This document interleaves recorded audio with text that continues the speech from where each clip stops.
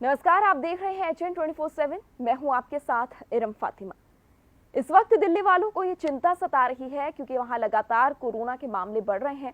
रोजाना पहले से ज्यादा लोगों की मौत हो रही है, लेकिन सत्ताधारी दलों का इस संक्रमण में सबसे बड़ा दुख आर्थिक पैकेज है, जिसे देने, लेने, छीनने और खर्च करने की लड़ाई चल रही है। और ये लड़ाई शुरू होती है एक लेटर के संबंध में लिखे गए एक ट्वीट से। 4 अप्रैल को दिल्ली के उप मुख्यमंत्री मनीष सिसोदिया ने एक ट्वीट किया था, जिसमें लिखा था, मैंने केंद्र सरकार को चिट्ठी लिखकर दिल्ली के लिए आपदा फंड की मांग की है। केंद्र ने राज्यों को कोरोना से लड़ने के लिए आपदा फंड से 17,000 करोड़ रुपए जारी किए, लेकिन दिल्ली को इसमें 1 रुपया भी नहीं दिया।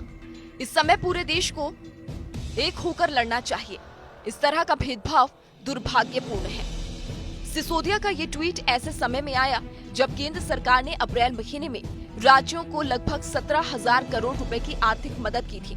उसमें भी दिल्ली को कुछ नहीं मिला था। कुछ दिनों तक मामला शांत रहने के बाद 31 मई को मनीष सिसोदिया एक और ट्वीट करते हैं, जिसमें वो केंद्र सरकार से मांगे गए आर्थिक पैकेज के बारे में बताते हैं। सिसोदिया ने अपने ट्वीट में लिखा था, मैंने केंद्रीय वित्त मंत्री को चिट्ठी लिखकर दिल्ली के लिए 5,000 करोड़ रुपए की राशि की मांग की है।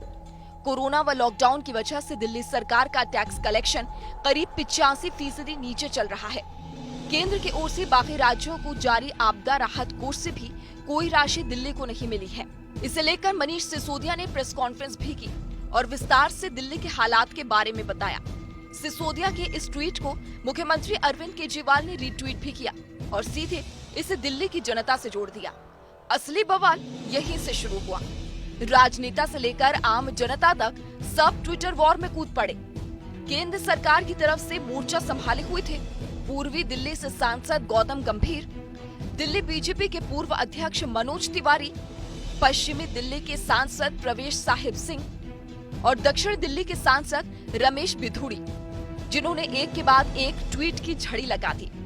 किसी ने केजरीवाल को मुफ्त सेवाओं की घोषणा की याद दिलाई, तो किसी ने ये पूछ लिया कि जब जेब खाली है तो विज्ञापनों पर पैसा पानी की तरह क्यों बहाया जा रहा है। तो क्या इस वजह से दिल्ली बीजेपी वाले नहीं चाहते कि दिल्ली सरकार की मदद की जाए?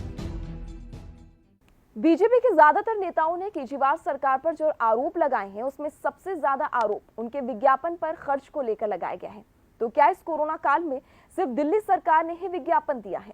इसका जवाब अगर आप हाँ में तलाश रहे हैं और आपकी नजर से अगर दूसरी सरकारों के विज्ञापन छूट गए हैं, तो एक बार इस रिपोर्ट को जरूर देखिए। दिल्ली की केजरीवाल सरकार को दिल्ली वासियों के लिए मदद मांगना इतना भारी पड़ गया कि उनसे हिसाब मांगा जाने लगा कि विज्ञापन पर उनकी सरकार ने कितना पैसा खर्च किया है। ये बिल्कुल वैसा ही है जैसा जब कांग्रेस का कोई नेता केंद्र सरकार से श्रमिक मजदूरों की मदद और पीएम फंड को लेकर सवाल करता है, तो जवाब में ये पूछा जाता है कि कांग्रेस पीएम फंड में कितना दान कर रही है, पहले वो बताए। बहरहाल यहाँ सवाल ये नहीं है कि किसने कितना दान किया, सवाल ये है कि दिल्ली सरकार की मदद मांगने पर दिल्ली बीजेपी वाले विज्ञापनों का हिसाब किताब क्यों मांगने लगे। तो क्या सिर्फ दिल्ली सरकार ने ही विज्ञापन दिया है? केंद्र की मोदी सरकार आए दिन लगातार विज्ञापन दे रही है। इसके अलावा भी चाहे यूपी की योगी सरकार हो या बिहार में बीजेपी के सहयोग से नीतीश कुमार के नेतृत्व में चल रही सरकार या फिर झारखंड सरकार, तमाम सरकारें विज्ञापन दे रही हैं। यहाँ तक कि उनके विज्ञापन दिल्ली के अखबारों में भी छप रहा है, जिससे कोई मतलब नहीं। इसमें से ज्यादातर विज्ञापन जागरूकता को लेकर दिए जा रही हैं। तो अगर दिल्ली सरकार जागरूकता का विज्ञापन दे रही है, तो इसमें गलत क्या है? सबसे ज्यादा हैरानी की बात यह है कि मजदूरों के लिए विज्ञापन अंग्रेजी भाषा में दिया जा रहा है। यहाँ तो ये भी पूछा जा सकता है कि मजदूर सड़क पर या ट्रेनों में श्रमिक मर रहा है, वो अंग्रेजी के इस विज्ञापन को कहाँ देखेगा और कैसे समझेगा? क्या केंद्र सरकार इसका पैसा इन श्रमिकों की मदद के लिए नहीं लगा सकती थी? देखा जाए तो इन सवालों और एक्शन पर दोनों ही सरकारों की आम जनता के लिए जवाबदेही बनती है, जो इस लड़ाई में घुन की तरह पिस रही है। वैसे दिल्ली सरकार अकेली नहीं है जिसे मदद की दरकार है।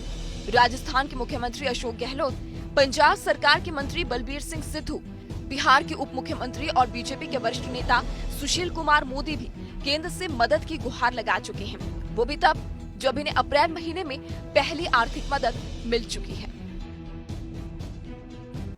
तो दिल वालों की इस दिल्ली में फिलहाल दरिया दिली कोई नहीं दिखा रहा और नुकसान हो रहा है एक बार फिर से पब्लिक का। लेकिन ये पब्लिक है, सब जानती है। उम्मीद करते हैं जानकारी आपके काम आएगी। आपकी कोई राय है, सुझाव है तो आप मुझे कमेंट बॉक्स में लिखकर देख सकते हैं। साथ ही आप हमें फेसबुक पर फॉलो कीजिए, यूट्यूब पर सब्सक्राइब करना मत भूलिएगा। साथ ही हमारी वेबसाइट है www.hn247.com, उस पर भी जाकर आप बाकी देश दुनिया की डिटेल्स के लिए हमारे साथ जुड़ सकते हैं। तो फिलहाल मुझे दीजिए इजाजत, नमस्कार।